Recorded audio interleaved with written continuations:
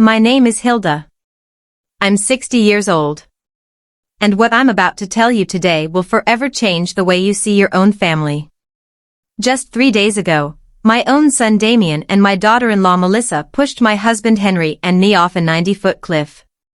As I lay there broken and bleeding, I heard my husband's desperate whisper, "Hilda, don't move. Play dead." But that wasn't the worst of it. The worst was when Henry revealed the most terrible truth a mother could ever hear. A secret our children had kept for 25 years. For 4 decades, Henry and I built what we thought was the perfect family. We woke up every morning in our little suburban home where the smell of fresh coffee mingled with the sound of birds singing. I worked as a teacher at the local elementary school, and every afternoon I came home with stories of my young students. Henry had his carpentry shop where he created the most beautiful furniture you've ever seen. His hands, rough yet delicate, could transform a simple piece of wood into a work of art. We had 2 sons, Richard, our firstborn, and Damien, 5 years younger. Richard was the soul of the house, always laughing, always helping his father in the shop, always shielding me from any worries. Damien was different, more reserved, but I loved him with the same intensity.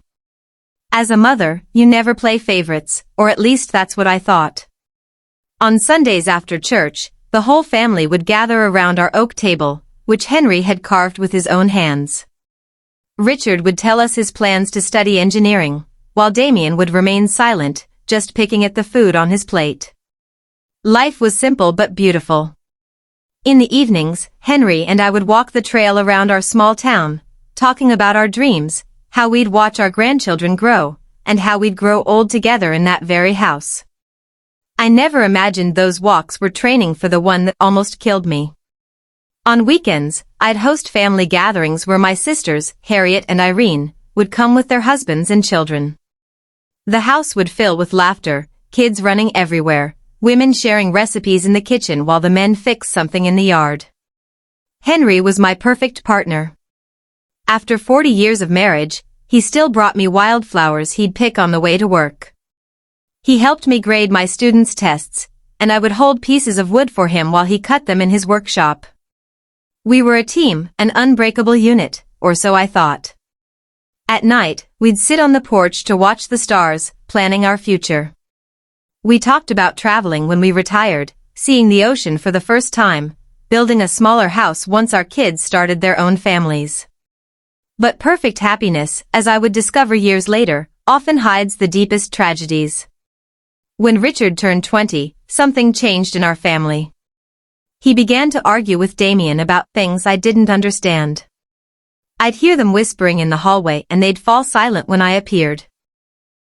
Henry told me it was just brotherly stuff and that it would pass. I wanted to believe him because I needed to believe my family was still perfect. One night in October, exactly 25 years ago, Richard didn't come home for dinner. We waited until 11, then 12, then 1 o'clock in the morning. Damien was in his room supposedly studying, but I noticed something strange in his eyes whenever I asked about his brother. Henry went out to search for him with our neighbors. They checked every corner of town, every trail, every place Richard used to go. At dawn, they found his body at the bottom of the river gorge. The police said it was an accident, that he had probably stumbled in the dark. I never questioned that version because I couldn't imagine that the truth was much more horrible. Richard's funeral was the darkest day of my life. I wore my only black dress, the same one I'd worn at my mother's funeral. Damien was strangely calm for someone who had just lost his older brother. While I cried until I had no tears left, he remained silent with an expression that now, after what I know, sends shivers down my spine. Henry never left my side all day, holding me up when my legs gave out, whispering words of comfort that I now know tasted bitter in his mouth. After Richard's death, Damien changed completely. He became more attentive, more loving, as if he were trying to make up for something. He helped me with chores, accompanied his father to the workshop, and brought me things when he saw I was sad. I thought it was his way of dealing with grief, of filling the void Richard had left behind. How naive I was. What he was really doing was building a perfect mask to hide the monster inside. The years passed, and the wound never fully healed, but we learned to live with it. Damien married Melissa, a sweet girl from the next town over, and they seemed happy. They had 2 beautiful children, and I finally felt like life was giving us a second chance at happiness. Melissa called me Mom and helped me with the housework when they visited. Damien had inherited his father's talent for carpentry and had his own business. Everything seemed perfect again. But now, lying at the bottom of this gorge with my ribs broken and the metallic taste of blood in my mouth, I understand that all that happiness was a carefully constructed lie. The first signs that something was wrong began 6 months ago when Henry and I decided to update our will. We had saved our entire lives. And between the house, the land I inherited from my parents, and our bank savings, we had nearly $200,000 to leave our children and grandchildren. It was Damien who suggested we visit the lawyer. Mom, Dad, you're both 60 years old now. It's important to have everything in order, he told us with that smile that now seems sinister. Melissa would nod beside him, stroking my hand with those fingers that would later push me to my death. We love you so much, and we want to make sure you're protected, she added in her sweet voice. How foolish I was to interpret those words as genuine love. The lawyer, an older man named Albert, whom we had known for years, explained the options. We could put everything in a trust, divide the inheritance among Damien's children, or simply make a traditional will. Damien insisted on naming him and Melissa as our sole heirs, arguing that they would handle the equitable distribution to the grandchildren. Besides, he said, you're going to need us when you're older. It's better for us to have access to the resources to take care of you properly. Something in his tone made me uncomfortable, but Henry seemed convinced. My husband, who had always been more trusting than me, accepted the proposal without much resistance. I had my doubts, especially since I remembered how Richard had always talked about helping us financially when we got older.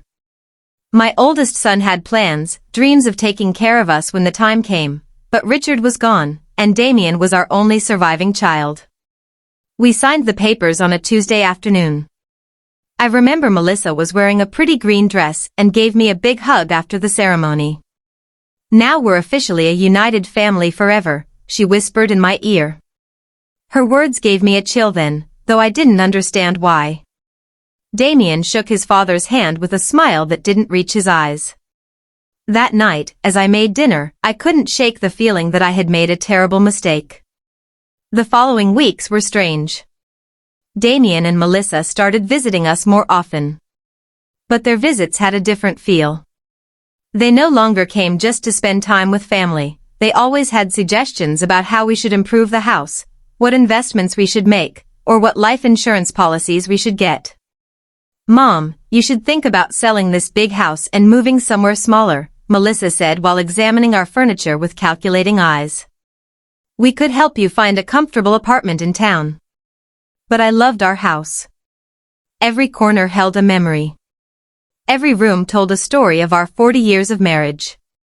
The kitchen where I had prepared thousands of meals for my family. The workshop where Henry created his masterpieces. The yard where our children and grandchildren had played. I couldn't imagine my life anywhere else. When I told them this, I saw a flicker of irritation in Damien's eyes that chilled me to the bone. Mom, you're being irrational, he said in a tone he had never used with me before. This house is too big for 2 people your age. If you fall down the stairs or something happens, we won't be able to help you in time. Melissa nodded vigorously, adding, besides, the upkeep must cost a fortune. It would be much smarter to sell now while the housing market is high and move to something more appropriate for your age. Henry began to consider their arguments. My husband, who had always been practical, started talking about the logic behind their suggestions. But I couldn't shake the feeling that there was something more behind all this pressure. One night, after another of these tense conversations, I asked Henry if he didn't think it was strange that Damien was suddenly so interested in our financial affairs. Hilda, he just cares about us, he replied while brushing his teeth. Maybe we should consider his suggestions. We're not as young as we used to be. But I saw something in my husband's eyes, a shadow of doubt he didn't want to acknowledge. Now I know that Henry already had his suspicions, that he had started to connect the dots that I didn't even know existed. Things escalated when Damien suggested we give him power of attorney over our finances. It's just for precaution, he explained while Melissa prepared tea in our kitchen as if she owned the place. If one of you gets sick or has a health issue, we can manage your affairs without legal complications. The way he said it so naturally, so logically, it almost convinced me. But there was something about his insistence that made me nervous. I couldn't sleep that night. I stayed awake staring at the ceiling, listening to Henry's breathing beside me, trying to understand why I felt so uneasy. The next day, I decided to call my sister Harriet for advice. Harriet had always been sharper than me, more suspicious of people's intentions. When I told her about Damien's pressure, she was silent for a long moment.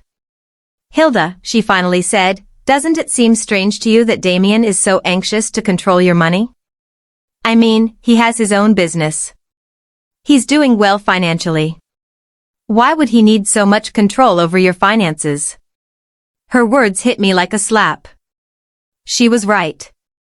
Damien had never seemed to have financial problems, had never borrowed money, had never shown any signs of needing our financial help. That afternoon, when Damien came for another of his talks about our future, I decided to confront him directly. "Son," I said as we sat in the living room, "why is it so important for you to have control over our financial affairs? Your father and I are still in our right minds." His reaction was immediate and telling. His face hardened, and for a moment I saw something in his eyes that reminded me of someone else, something cold, calculating, and dangerous. "Mom, it's not about control," he responded in a tense voice. "It's about love, care, and family responsibility." But the way he said family responsibility sounded more like a threat than an expression of affection. Melissa, who had been silent until then, intervened with her sweet but firm voice. "Hilda, we just want what's best for you. It's painful to see you worry about things we could easily handle." That night, after they left, Henry and I had our first serious argument in years. He thought I was being paranoid, that I was looking for problems where there were none. I insisted something wasn't right, that our son's behavior had changed too much. "Henry," I said as we washed the dishes, "do you remember what Damien was like before Richard died? He was different, more distant, more I don't know how to explain it, but there was something about him that scared me." My husband stopped washing the plate in his hands and looked at me intently. In his eyes, I saw something I hadn't seen before. Recognition. "Hilda," he said in a very low voice. "There are things about Richard's death that I never told you." My heart began to pound so hard I thought it would beat out of my chest. Henry's words hit me like a lightning bolt. "What about Richard's death?" I asked with a trembling voice. My husband sat heavily in one of the kitchen chairs, the same table where we had shared thousands of family meals, where Richard used to do his homework, and where Damien had always remained silent. Henry ran his hands over his face as if he were trying to erase the memories that had tormented him for 25 years. "The night Richard died," he began in a broken voice. "Damien wasn't in his room studying like he told us. I saw him leave the house around 8 o'clock. I followed him because something about his attitude worried me. He'd been very strange those days, more aggressive, more resentful." My husband paused, looking at his hands as if the terrible truth he had kept for so long was written on them. "I saw them arguing by the gorge. Hilda, I heard them screaming horrible things at each other." My world began to spin. What were they arguing about? I whispered, even though part of me no longer wanted to know the answer. Henry looked up and I saw tears in his eyes. Tears he hadn't even shed at our oldest son's funeral. About the inheritance. Hilda, Damien was furious because Richard was the oldest, because according to family traditions, he would inherit most of our assets. But there was something more, something about money that Richard had found. "What money?" I asked, feeling the ground vanish beneath my feet. Henry sighed deeply before continuing. 3 days before he died, Richard came to talk to me in the workshop. He had discovered that Damien had been stealing money from the family savings account. Small amounts at first, but then larger sums. Richard had proof. He'd been investigating for months. My mind refused to process what I was hearing. My youngest son, the one who had been so attentive after Richard's death, the one who helped and cared for us, had been stealing from us since before his brother died. Why didn't you ever tell me? I accused Henry, feeling the betrayal multiply twofold. Because when I got to the gorge that night, it was already too late, he replied in a choked voice. I saw Damien standing next to Richard's body. Our youngest son was trembling, crying, and repeating over and over, it was an accident. It was an accident. He looked at me with those desperate eyes and begged me to help him. Dad, he said. Richard tripped when he was trying to hit me. I just defended myself and he lost his balance. Tears ran down my cheeks uncontrollably. But you believed him, I murmured, even though I already knew the answer. Henry nodded slowly with an expression of guilt that had gnawed at him for decades. He was my son, Hilda. My youngest son was asking for my help, and Richard was already dead. I couldn't bring one back to life by destroying the other. I thought it was really an accident that Damien had learned his lesson, that he would become a better man after this. And the stolen money? I asked, needing to know every detail of this nightmare. Damien promised he would pay it back little by little, that he had taken the money to invest in a business that had gone wrong. He swore he would never do something like that again. And I believed him, Hilda. God forgive me. But I believed him because I needed to believe my son wasn't a killer. I got up from the table, stumbling, holding on to the wall so I wouldn't fall. Everything I had believed about my family, about my surviving son, about the last 25 years of my life, was a lie. Did he pay the money back? I asked, although I already knew the answer from the look on Henry's face. Never, he replied. In fact, he kept stealing small amounts that I pretended not to notice because confronting him would mean admitting I had covered up a murder. I became his accomplice, Hilda. Every time I stayed silent, every time I pretended not to see the bank accounts dwindle, I became more of his accomplice. The horrible reality began to take shape in my mind. That's why he's so interested in controlling our finances now, I murmured. It's not because he cares about us. It's because he wants to finish what he started 25 years ago. Henry nodded gravely. And there's something else, Hilda. Something I just discovered a few weeks ago. What else could there be? I asked, feeling like my heart couldn't take any more revelations. Henry went to his desk and pulled out some papers he had been hiding under other documents. I've been discreetly investigating Damien's finances. His carpentry business isn't doing well as he wants us to believe. In fact, he's on the verge of bankruptcy. He owes more than $100,000 to several banks and suppliers. The papers trembled in my hands as I read the numbers. Damien wasn't the successful man he pretended to be. He was a desperate failure who had been living on lies and stolen money for decades. Does Melissa know all this? I asked, remembering her sweet smile and loving hugs. I'm sure she does, Henry replied. I've noticed how she directs the conversations when they talk about our money. How she asks specific questions about our savings, the value of the house, our life insurance policies. They aren't innocent questions, Hilda. They are questions from someone calculating exactly how much our death is worth. That sentence chilled me to the bone. Our death, I repeated in a whisper. It was the first time I had considered that Damien might want to cause us physical harm. Until that moment, I thought he just wanted to rob or cheat us. But if he had killed his own brother for money, what would stop him from killing his parents for the same reason? Henry, I said, grabbing his hands. We have to go to the police. We have to tell them the truth about Richard and about what's happening now. But my husband shook his head with a look of hopelessness that broke my heart. With what evidence, Hilda? I'm an accomplice to covering up a murder. If I talk now, I'll go to jail, too. And besides, who's going to believe an old man of 65 who has been keeping the secret for 25 years? He was right. Do we just wait for him to kill us like he killed Richard? We're going to be very careful, Henry said, trying to sound more confident than he really was. We're going to find a way to protect ourselves, to gather evidence too, but his words were interrupted by the sound of the phone. It was Damien. Hi, Mom. He said with that sweet voice that now sounded sinister to me. Melissa and I were thinking, and we believe it would be beautiful to celebrate your 40th wedding anniversary with something special.